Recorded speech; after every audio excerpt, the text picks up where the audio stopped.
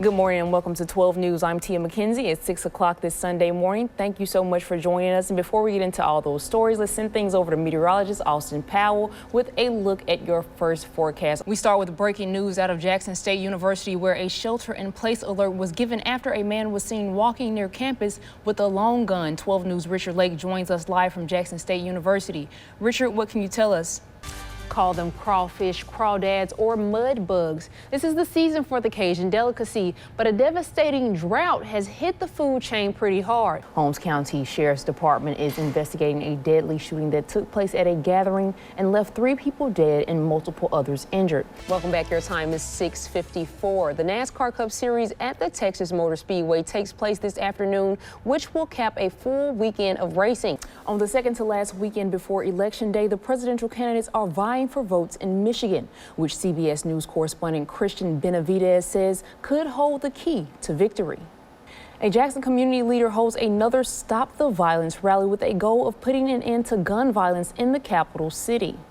James Hopkins with Reset Jackson says they will hold a rally in every part of Jackson before they're done. Community leaders, elected officials, a local church, and those in the community showed up to rally against violence at the corner of Hanging Moss Road and Northside Drive. Hopkins and others were seen walking up to people's cars, talking through megaphones, and holding up signs to get their message to people. One man tells us he has seen enough of the violence. Sick and tired of it. Ready to move. We can talk about change, we can complain about change, but unless we're actually being the change agents, we're wasting time. Hopkins says if you live in Jackson, it's your job to learn about conflict resolution.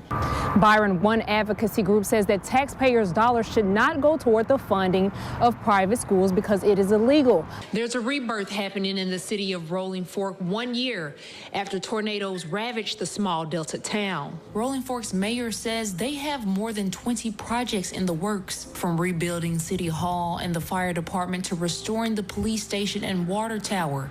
There's much to be done. That's right, Melanie. Sentencing for the other 4 defendants will continue through Thursday.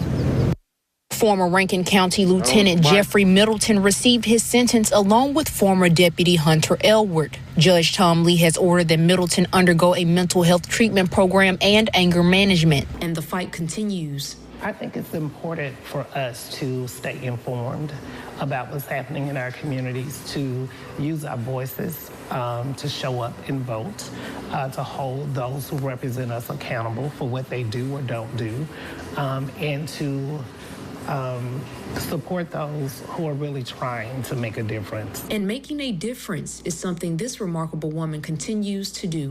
All right, guys, welcome back. And so now with me on the red carpet, we have Miss Molly Griffin, who is the Junior League of Jackson Fund Development Vice President.